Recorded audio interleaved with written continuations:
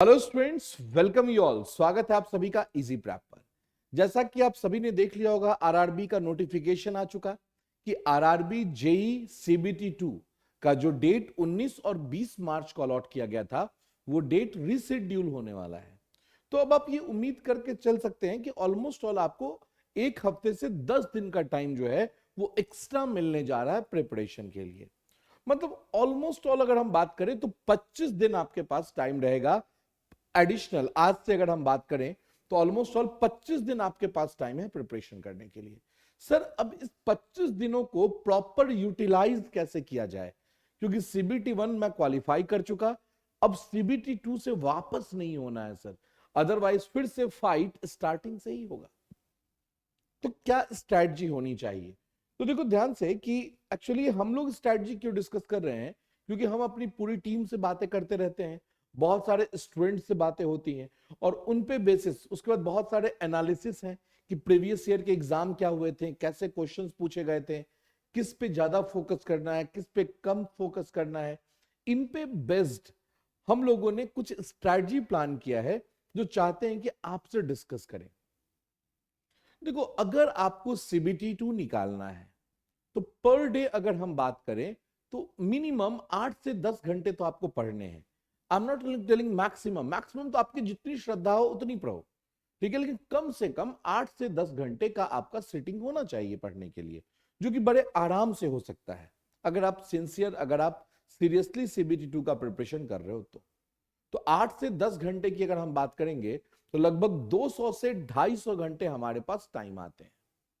ठीक है, 200 से 250 घंटे हमारे पास टाइम रहते हैं प्रिपरेशन करने के लिए।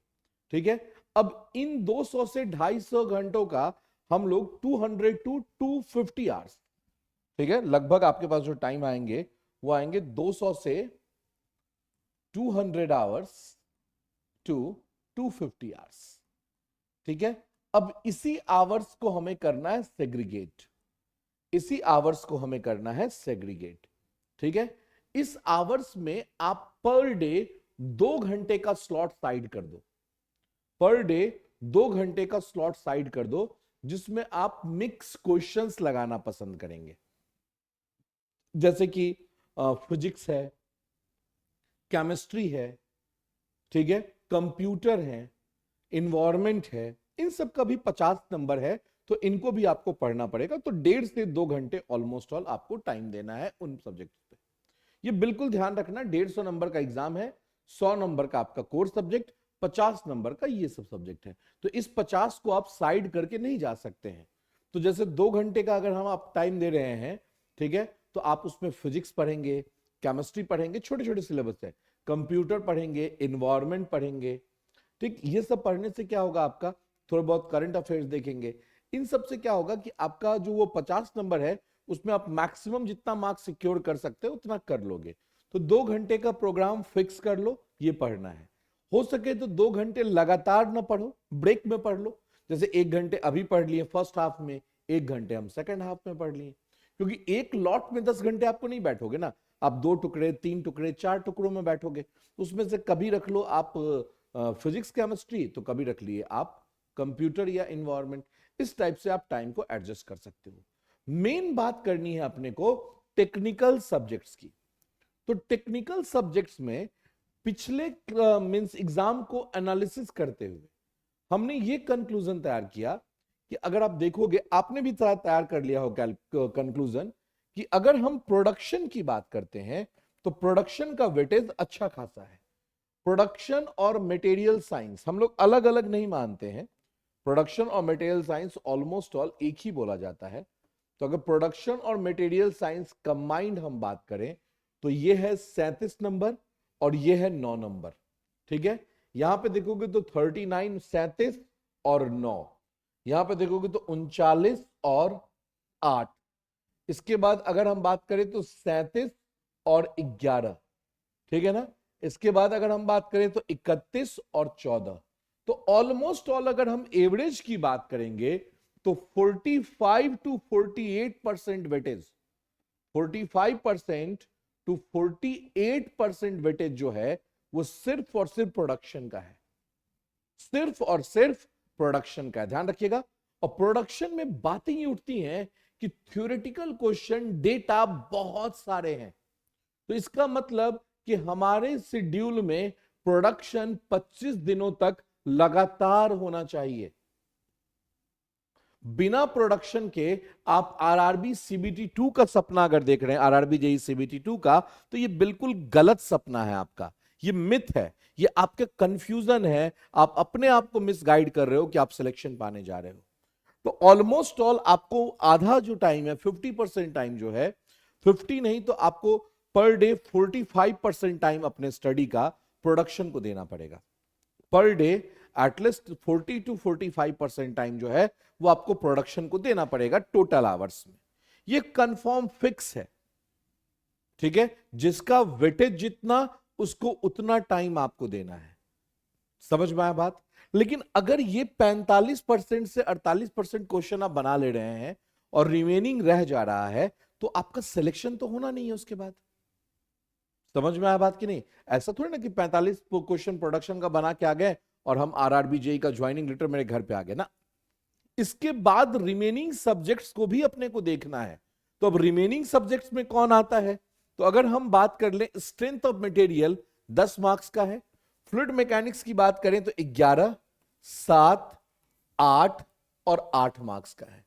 तो फ्लूइड मैकेनिक्स अगर आप शॉर्ट नोट्स प्रिपेयर किए हैं और अगर आप वो भी देख रहे हैं डेली, ठीक है, आधे घंटे भी, मैं बहुत ज्यादा टाइम नहीं कह रहा हूं, तो आपका काम हो जाएगा, बन जाएगा, ठीक है। क्योंकि जो 11 मार्क्स या 7 मार्क्स या 8 क्वेश्चन या 8 क्वेश्चन आप देख रहे हैं, बहुत सिंपल, बहुत बेसिक लेवल का क्वेश्चन रहेगा, बहुत बेसिक लेवल का, तो आपको कोई ज्यादा तंग ये नहीं करने वाला है, ठीक है ना। लेकिन अब डेली वाली बात होगी, थोड़ा सा फ्लेवर डालना पड़ेगा स्टडी में, अदरवाइज 10 घंटे की स्टडी में आप बोर हो जाएंगे। अगर आप 10 घंटे सिर्फ प्रोडक्शन लेके बैठ गए, बोर। अगर 10 घंटे सिर्फ एफएम लेके बैठ गए, बोर, ठीक है। तो टाइम स्लैब बना लीजिए थोड़ा सा टुकड़ों में, ठीक है। 10 घंटे को आप मान लो 2-2 घंटे के 4 लॉट में तोड़ दो, 5 लॉट में तोड़ दो, ठीक है, 3-3 घंटे के लॉट में तोड़ दो। लेकिन वो 10 घंटे से ऊपर जाना है आपको, 10 घंटे से नीचे नहीं आना है। 8 से 10 घंटे आपका मिनिमम टाइम मैंने बोला है, इससे ऊपर आपको बढ़ना है, इससे नीचे नहीं आ जाना है, ठीक है। आपका प्रिपरेशन बहुत सॉलिड है, फिर भी जबरदस्त प्रिपरेशन है आपका, आपको पता है कि इस बार रैंक 1 आप ही का आना है, फिर भी आपके लिए ये इंस्ट्रक्शन है कि कम से कम 8 से 10 घंटे का टाइम देना है आपको, ठीक है। इसके बाद आप देखिए ध्यान से, थर्मोडायनेमिक्स की बात करते हैं, पावर प्लांट की बात करते हैं, आरएसी की बात करते हैं, आईसी की बात करते हैं और हीट ट्रांसफर की बात करते हैं, ठीक है। अगर इन सब सब्जेक्ट की बात करते हैं तो ये थोड़ा सा लिस्ट इंपॉर्टेंट सब्जेक्ट पिछले बार के एग्जाम के हिसाब से दिख जाता है, ठीक है, पिछले बार के एग्जाम से दिख जाता है। तो थोड़ा बहुत थर्मोडायनेमिक्स, जैसे वैसे भी 25 घंटे का ही कोर्स है, तो रिवीजन करने के लिए 2 से 3 घंटे, 4 घंटे काफी है, मोर देन इनफ है, ठीक है। तो कभी 10 मिनट थर्मोडायनेमिक्स पढ़ लिए, कभी आरएसी देख लिए, कभी आईसी देख लिए, कभी पावर प्लांट देख लिए, इस टाइप से आपको देखना पड़ेगा इसको, ठीक है, इस टाइप से आपको इसको लेके चलना पड़ेगा। प्रोडक्शन जो होगा वो प्रायोरिटी और बेस पे होगा, ठीक है। उसके बाद जो 50 मार्क्स का है वो आपका प्रायोरिटी बेस पे होगा, ध्यान रखना, 50 मार्क्स का जो पोर्शन है वो आपका प्रायोरिटी बेस पे होगा। इसके बाद एफएम होगा, ठीक है। अगर हम बात करेंगे थर्मल की, तो थर्मल बहुत प्रायोरिटी पे नहीं होगा, हाँ थोड़ा बहुत रिवाइज करते रहिएगा, जब भी आपको टाइम मिले, पढ़ने से बोर हो गए, क्या करना है, तो थर्मोडायनेमिक्स का फर्स्ट लॉ देख लिए, कभी सेकंड लॉ देख लिए, मतलब कोई इंटेंशनली नहीं कि नहीं आज पढ़ना है, कभी पावर प्लांट में बॉयलर देख लिए, कभी हीट ट्रांसफर का बेसिक टॉपिक्स देख लिए, ठीक है। और सिलेबस के अकॉर्डिंग देखना है, ऑब्जेक्टिव क्वेश्चंस लगाने हैं, ठीक है। देखने का मतलब पेज फ्लिप करना नहीं होता है, देखने का मतलब होता है उस टॉपिक के ऑब्जेक्टिव्स लगा देने, ठीक है। इसके बाद अगर आप फोकस करने की बात करें तो आप इंडस्ट्रियल पे भी फोकस कर सकते हैं, एक इंडस्ट्रियल और एक आपका स्ट्रेंथ ऑफ मटेरियल, ये दोनों भी आपका बहुत इंपॉर्टेंट सब्जेक्ट जा रहा है अगर आपको सिलेक्शन चाहिए तो इंडस्ट्रियल आसान सा सब्जेक्ट है, ठीक है। इंडस्ट्रियल जो है वो आसान सा सब्जेक्ट है, ठीक है। हम आपको टाइम परसेंटेज ही बताएंगे, ठीक, उसके लिए आप निश्चिंत रहिए। तो इंडस्ट्रियल पे आपको फोकस करना है और सॉम पे फोकस करना है, स्ट्रेंथ ऑफ मटेरियल पे। अब देखो टाइम क्लस्टर्ड कैसे करना है। हमने अपने पूरे टाइम की अगर बात की तो 2 घंटे का टाइम दे दिया जनरल साइंस को, ठीक है, जो 50 मार्क्स का क्वेश्चन है उसको दे दिया। बाद बाकी मेरे पास 8 घंटे टाइम बचे हैं, बाद बाकी मेरे पास सिर्फ और सिर्फ 8 घंटे टाइम है। 8 घंटे का लगभग 40% टाइम आपको देना है प्रोडक्शन को,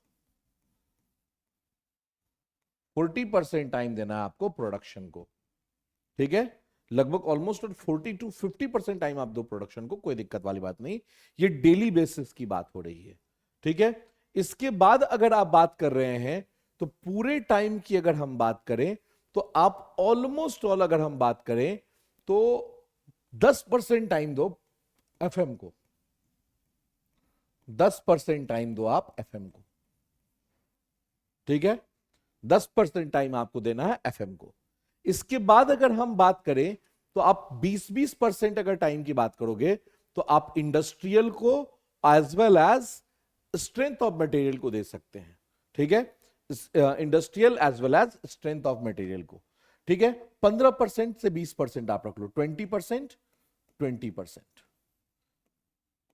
ठीक है। ये आपका सॉम और ये आपका इंडस्ट्रियल, ये आपके टाइम चले गए 90%, 90% टाइम आपके चले गए।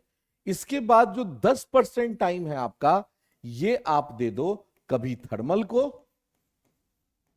ठीक है। और अगर थर्मल को टाइम दे दो, और अगर 4 दिन थर्मल को देते हो तो 1 दिन मशीन डिजाइन को भी दे दो, ठीक है। तो बस ये आपके टाइम का सेग्रीगेशन है जिसके हिसाब से आपको पढ़ना है। अगर आप इस हिसाब से पढ़ते हैं तो ये आप रखिए कि अगर आपका प्रिपरेशन पहले का पढ़ा हुआ है, अच्छा है प्रिपरेशन, ठीक है। अब आज से आप प्रिपरेशन स्टार्ट कर रहे हैं, सर हो जाएगा क्या, तब तो मुश्किल हो जाएगा ना, ऑब्वियस बात ध्यान रखिएगा। अगर आपका प्रिपरेशन ऑलरेडी बहुत अच्छा है तो आपको एटलीस्ट इस हिसाब से क्लस्टर्ड करना चाहिए, ठीक है। बिल्कुल ध्यान रखिएगा, इस हिसाब से आपको क्लस्टर्ड करना चाहिए। अगर देखो सिंपल सी बात है, आप रिवीजन पॉइंट ऑफ व्यू से बात कर रहे हो तो इजी प्रैप ने एक बैच स्टार्ट किया, चैंपियंस बैच। ये almost all free of cost batch है। ऑलमोस्ट ऑल मैंने इस कारण से कहा क्योंकि नॉर्मल रजिस्ट्रेशन फी है 31 रुपीज का, जिसमें आपको 2 मॉक टेस्ट मिलेंगे और सारे सब्जेक्ट के मैराथन फॉर्म में मिलेंगे, जिसमें आपका एक शॉर्ट रिवीजन हो जाएगा सब्जेक्ट का। तो आप उस बैच को भी ज्वाइन कर सकते हैं। आपको इजी प्रैप का ऐप डाउनलोड करना है और वहां से आप ये बैच को बड़े आराम से परचेस कर सकते हैं, ठीक है। बाद बाकी अगर आपको कोई भी रिक्वायरमेंट हो तो आप मेरे पर्टिकुलर नंबर पे भी कॉल कर सकते हैं, कोई दिक्कत वाली बात नहीं, दैट इज 8947914295, ठीक है ना।